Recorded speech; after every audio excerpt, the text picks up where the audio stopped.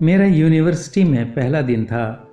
मैंने अकेले ही दाखिले के तमाम मराहिल तय कर लिए थे। मुझे अजीब सा लग रहा था क्योंकि वहाँ कोई भी मेरी जान पहचान का नहीं था। मुख्तलिफ कॉलेजों से लड़के लड़कियाँ पास होकर यूनिवर्सिटी में आ गए थे। दोस्त बनाने का मरहला भी बड़ा मुश्किल होता है। जब तक कोई हम मिजाज ना मिले दोस्ती नहीं हो पाती। आज हमारी पहली क्लास थी। क्लास शुरू हुई तो प्रोफेसर साहब ने अपना तारुफ कराया। वो हमारे डिपार्टमेंट के इंचार्ज भी थे। फिर एक एक करके सबके नाम पूछे। क्लास में मौजूद सब लड़के लड़कियां एक दूसरे के लिए अजनबी थे। मैं सबसे अगली दरमियानी बेंच पर बैठा हुआ था। अभी मेरे बराबर वाली सीट खाली थी। इतने में एक इंतहाई खूबसूरत लड़की क्लास में दाखिल हुई और सीधे आकर मेरे बराबर बैठ गई। इसने मेरी तरफ देखकर हेलो कहा और फिर प्रोफेसर साहब की तरफ मुतवज्जह हो गई। ये क्लास ख़त्म हुई तो सब लड़के लड़कियां अपने करीब बैठे साथियों से अपना तारुफ कराने लगे। मैंने भी अपने बराबर बैठी लड़की से कहा, मेरा नाम शाहजेब है, आपका क्या नाम है? इसने मुस्कुराकर मेरी तरफ देखा और कहा, मेरा नाम गज़ाला है। मैंने इसे यूनिवर्सिटी में वेलकम कहा। वो बहुत खुश थी। हम एक दूसरे को अपने पिछले कॉलेज के बारे में बताने लगे। मेरा ताल्लुक़ एक मिडिल क्लास घराने से था। मेरे वालिद का एक छोटा सा कारोबार दुबई में था। वो ज़्यादातर वहाँ ही रहते थे, जबकि मैं और अम्मी इधर कराची में ही रहते थे। मुझे जल्द ही पता चल गया कि गज़ाला एक बहुत अमीर कबीर घराने से ताल्लुक़ रखती है। वो इंतहाई महंगी तरीन गाड़ी में कॉलेज आती थी। गाड़ी खुद ड्राइव करती थी। इसे ड्राइविंग का बहुत शौक़ था।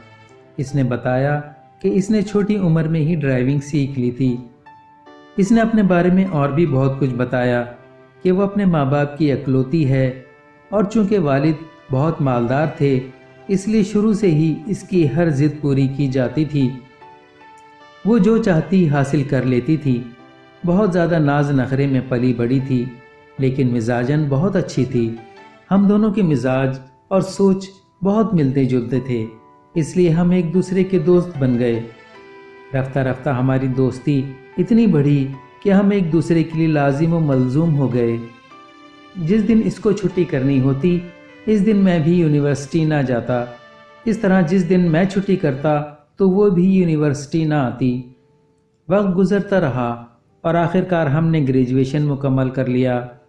अब हमारी राहें जुदा होने का वक्त आ गया था कि एक दिन इसने मुझसे इजहार मोहब्बत कर दिया। इसने कहा कि मुझे तुम्हारी आदत पड़ गई है, अब मैं तुम्हारे बगैर नहीं रह सकती।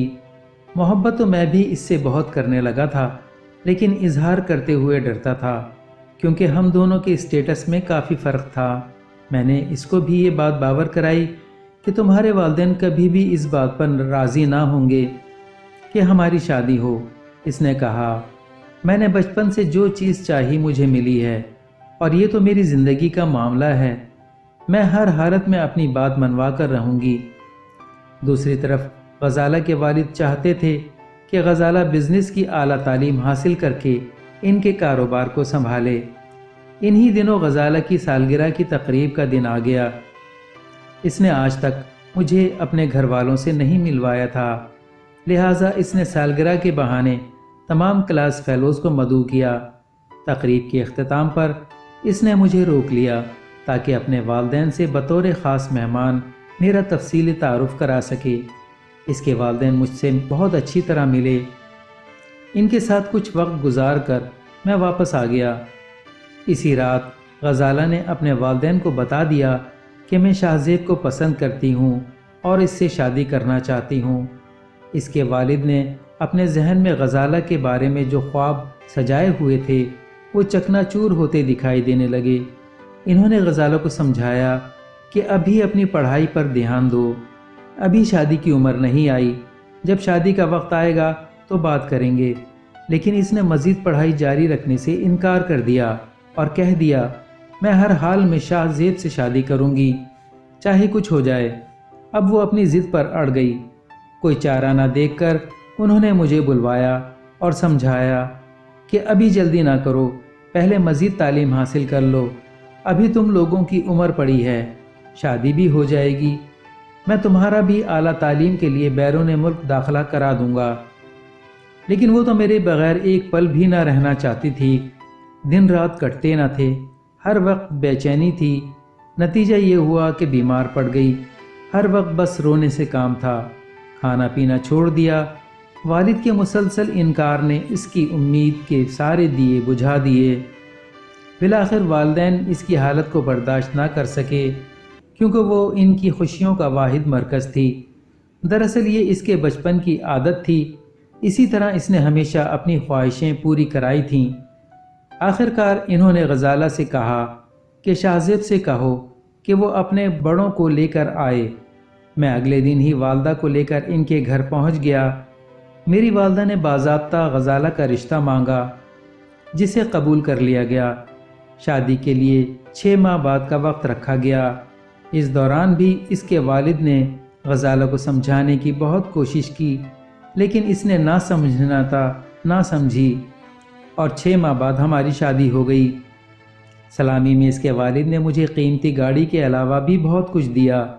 وہ رخصت ہو کر ایک بڑے محل جیسے گھر سے ایک چھوٹے سے بنگلے میں آ گئی، تاہم خوش تھی کہ اس کو اس کا محبوب جیون ساتھی مل گیا تھا۔ جلد ہی وہ امید سے بھی ہو گئی۔ ڈاکٹر نے اس کو آرام کی تاکید کر دی۔ ایک روز اس کا جی گھبرانے لگا۔ اس نے مجھ سے فرمائش کی کہ لانگ ڈرائیو پر چلتے ہیں۔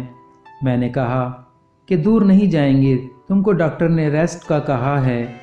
جب ہم گاڑی میں بیٹھے تو اس نے ضد شروع کر دی کہ ڈرائیونگ میں کروں گی۔ میں نے بہت سمجھایا کہ اس حال میں ڈرائیونگ ٹھیک نہیں، مجھے گاڑی چلانے دو۔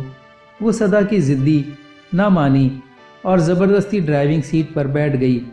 میں بے بس و مجبور ہو کر خاموش ہو گیا، البتہ تاکید کرتا رہا کہ گاڑی آہستہ اور احتیاط سے چلانا۔